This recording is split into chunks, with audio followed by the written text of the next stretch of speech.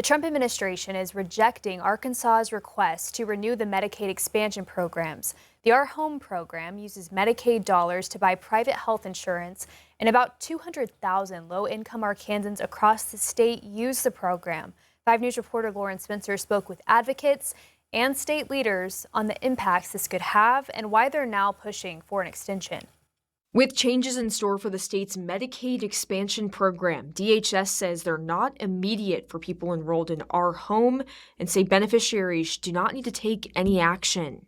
Advocates for the program say even if you don't have it, it can benefit the entire community. Medicaid funding sustains our health workforce. Without Medicaid revenue, entire communities lose doctors, nurses, specialists, rural hospitals. The loss of a provider or rural hospital means more medical deserts. It means more people having to travel longer for care. And they're urging state leaders to keep some form of Medicaid expansion in place. So we have an opportunity to maybe align with what other states are doing or to go back to the drawing board and see how we can approve it.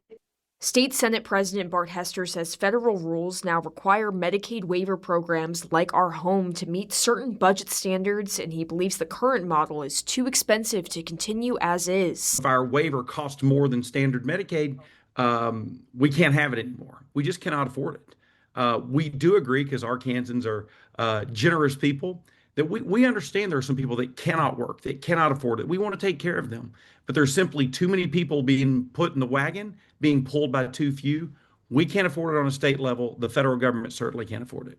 The governor's office says it's discussing a temporary extension with the federal government to prevent gaps in coverage during the transition period. Covering news where you live, Lauren Spencer, 5 News.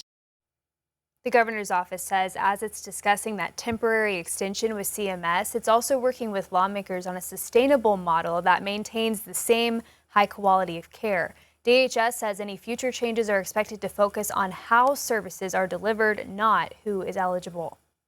Well, the Our Home program has faced an uphill battle this year amid other changes. One of the major companies that provides the health insurance plans is dropping out next year. Centene says it was not sustainable amid certain current funding challenges. Most of the plans are expected to be under Blue Cross Blue Shield now. Meanwhile, all Our Home participants have to meet a work requirement starting on January 1st.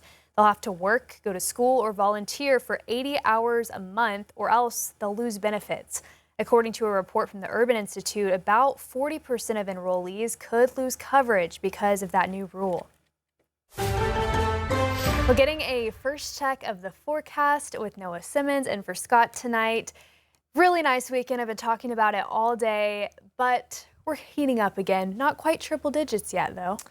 Not quite, but we are going to continue to see that warming trend over the next couple of days. You probably felt it earlier today, and we don't really see a little bit cooler temperatures toward the end of the week. In fact, it's going to be this cold front stretch off near the Great Plains, stretching back into the Colorado and the Front Range vicinity.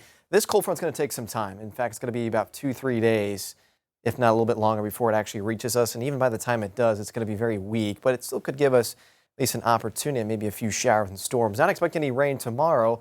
We are expecting some of those warmer temperatures up to about 95 in northwest Arkansas, about 99 in the River Valley. So we're going to be close to 100 for sure. Now, luckily, the humidity is still not going to be as high as what we had last week. So heat index values are probably about 4 to maybe 5 degrees warmer than these values, but it is going to be mostly sunny. And you might notice a bit of a hazy sky out there, kind of similar to what we saw out there earlier today with some of that wildfire smoke in the region. Now, the rain chances, there's that front that starts to push through mainly Thursday evening and into parts of Friday. I think that's when our rain chances start to peak. But in the meantime, we'll just enjoy those quiet conditions for now. Temperatures near 77 in Ozark, already cooled down to 71 in Fayetteville. So temperatures starting to cool down overnight.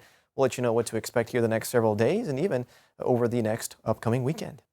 All right, thank you, Noah. Well, Arkansas State Representative Austin McCollum is facing growing calls to resign after his arrest over the weekend. McCollum, who is running for Benton County judge, is accused of assaulting his wife during an argument. He was arrested Saturday and charged with first-degree false imprisonment, aggravated assault, and third-degree domestic battery. Governor Sanders and other Republican leaders who endorsed McCollum are now calling on him to resign from the state house and withdraw from the Benton County judge race if the allegations are true. Attorney Adam Rose says McCollum can voluntarily withdraw, but if he doesn't, there are very few ways to remove him from the race. If he doesn't meet those requirements and he voluntarily does not choose to, no. Unless he's convicted before November 3rd of a felony, which is possible, then the governor can remove him. Because that you cannot hold office while being convicted felon in the state of Arkansas. The governor at that point has every authority to remove him. Other than that, no. If he stays in the race, McCollum will remain the only certified candidate on the November ballot. He did not respond to our request for comment today. We've learned the woman accused of killing a 16-year-old boy in Fort Smith is now in custody at the Sebastian County Jail. Jasmine Johnston was arrested in Houston, Texas after 2 weeks on the run. She's charged with first-degree murder and aggravated robbery. The shooting happened just a little under a month ago in Fort Smith. Johnston is expected in court on Wednesday. The second suspect in this case, Donnie Warner, has not entered a plea for his charges yet. A private attorney was appointed for his defense last week, and a jury trial has been scheduled for December. Well, Greenland police say a former Fayetteville police officer charged with rape was found dead after an apparent suicide. Police say they got a 911 call from a man planning suicide Friday morning at a Greenland business on Main Street. Police responded and found 50-year-old Jeremy Grammer dead by an apparent self-inflicted gunshot wound. Greenland police say they are still investigating, but Grammer was arrested last week and charged with raping a child younger than 14. He was previously sentenced to 15 years in federal prison for child sexual abuse material charges. Well, the group looking to change Fort Smith's form of government is now one step closer to getting their proposal on the November ballot. The citizens group submitted signatures with their ballot petition proposal at the city clerk's office today. The group was planning to do this 2 weeks ago, but a canvasser raised concerns about how some of the signatures were notarized. Despite that hurdle, the group says they are confident the proposal will be in front of voters this November, and now it's up to the city's clerk's office to count and verify those signatures. I will convey with the utmost of confidence that me and my team, me and my staff, we will do everything within our power that if any individual that has signed this petition, if they're a registered voter, we'll find them. The petition must have a little more than 2,600 valid signatures to get it on the November ballot. The group today said they have more than 3,600 and will continue to get signatures as the city clerk's office is reviewing those signatures. Meanwhile, city directors are expected to make a hiring decision for the city administrator position tomorrow night after their regular meeting. The board is looking at two candidates, acting city administrator Jeff Dingman and Robert Civic, an administrator from Whitfield County, Georgia. Directors will discuss this tomorrow night during an executive session. We will keep you updated once the city reaches a decision. And Fayetteville City Council expected to vote tomorrow on creating two new historical districts in the city. They are both located in the southern part of the city. The first one would create a Black historic district, honoring the part of town with the highest Black ownership rates. This one is 78 parcels just off of College, running mainly along South Willow Avenue. The second would honor a 20th century working class neighborhood.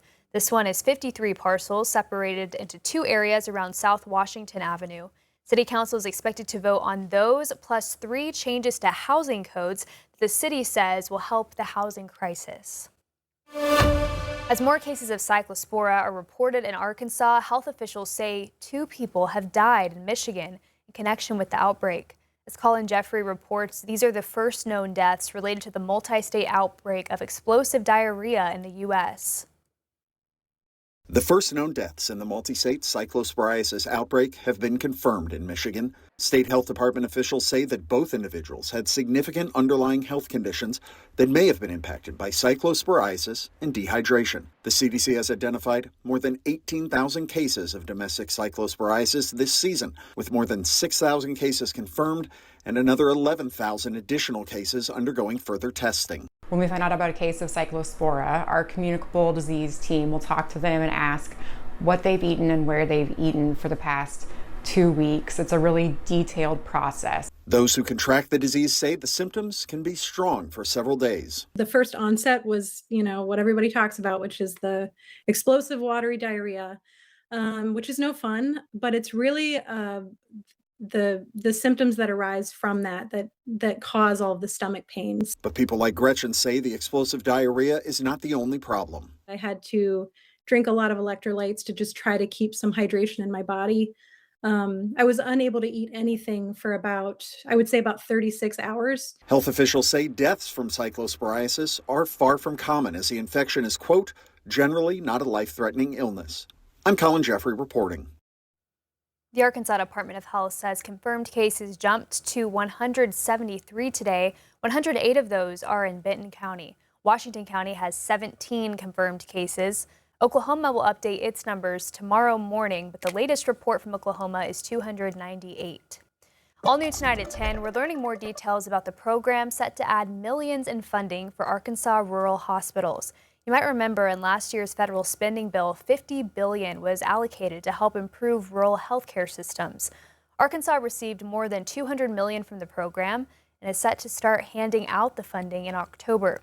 Our partners at Arkansas Business report more than 500 applications were in for the 4 categories of funding. Applications will end on Friday. And it has been a tough financial time for hospitals since the pandemic. We showed you Friday how some hospitals are turning to partnerships to keep businesses going. Another partnership was announced today in the southeastern part of the state. UAMS will be partnering with a Jefferson County hospital to keep specialized care and treatment in the area. It follows 2 hospital partnerships UAMS made in Mena and Helena, which all aim to create a model of strength for both finances and access to care. This is bringing 2 institutions together with different strengths, different weaknesses, but together we should be better. And so where we're strong, we'll share those ideas with this institution. Where they're better, we'll learn from them. Baptist Health has also recently made 2 financial moves in the southern part of the state, buying hospitals in El Dorado and Magnolia. Tyson Foods released its latest earnings report, and the beef market continues to struggle for the Springdale-based company. Beef lost $142 million last quarter. Tyson expects to post a loss anywhere from $500 to $650 million for the year. But it's an improvement from this time last year, which was about $300 million more of a loss. Chicken, prepared foods, and the international market also underperformed last quarter. And as a result, Tyson dropped its profits outlook by 1% and its predicted income for the year by $100 million.